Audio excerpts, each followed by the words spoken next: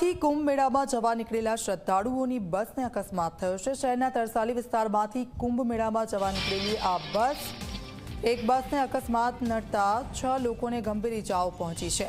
તો તરસાલીથી નીકળેલી બસને એમપીના દેવાસ નજીક અકસ્માત નડ્યો છે। બસ અજયગઢ ઘાટીમાં ખીણ પર બસ અડધી લટકી ગઈ હતી। ઘટનામાં શ્રદ્ધાળુઓનો માંડ બચાવ થયો છે। બસના ડ્રાઈવર, કંડક્ટર અને અન્ય 4 મુસાફરોને ઇજાઓ પહોંચી છે। દ્વારકેશ ટ્રાવેલ્સની બસમાં પ્રયાગરાજ જવા માટે નીકળ્યા હતા શ્રદ્ધાળુઓ।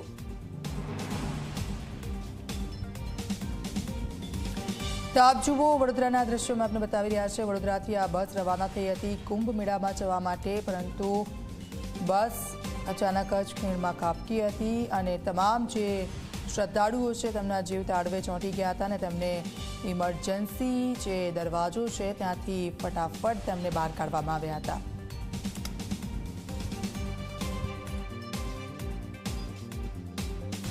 અમે વડોદરાથી પ્રયાગરાજ તરફ જતા હતા કુંભ માટે, જેમાં દેવાસ બાજુ એમપીમાં અમારો રાત્રે અમારી બસનો એક્સિડન્ટ થયો, જેમાં અમારી બસમાં 54 જણ હતા, એમાંથી 6 જણને વાગ્યું છે। જેમાં એક અમારી બસમાં એક પ્રેગ્નન્ટ લેડી હતા, એમને વાગ્યું છે, જે ઘૂંટણમાં ઈજા થઈ છે। પછી એક અમારા ઓલ્ડ લેડી હતા, જેમને લોઅર બર્થ હતી તોય એમને અપર સીટ આપવામાં આવી છે, તો પણ એ માંડ ઉપર ચડીને બેઠા હતા એ માજી, એમને પણ આવો એક્સિડન્ટ થયો ત્યારે એમને બેઠો માર વાગ્યો છે, જેમના છાતીમાં દુખાવો અને પાછળ એમને સ્પાઇનનો પ્રોબ્લેમ થયો છે। બીજા એક કપલને, એમાં એક અંકલ અને આંટી ઓલ્ડ હતા, એમને પણ વાગ્યું છે, જેમાં અંકલને ઘૂંટણ પર અને આંટીને માથામાં વાગ્યું છે, અને બીજા એક લેડીને પાછળ સ્પાઇનમાં વાગ્યું છે, જે બેઠા હતા અને ઝટકો વાગ્યો એ કારણથી, અને એમાં ટ્રાવેલ્સ તરફથી કોઈ પણ મેડિકલ ટ્રીટમેન્ટ આપવામાં આવી નથી।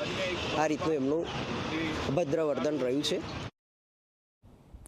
તો આગળ વાત કરીએ, સુરતમાં સ્કૂલ બસને અકસ્માત નડ્યો છે। સ્કૂલ બસ અને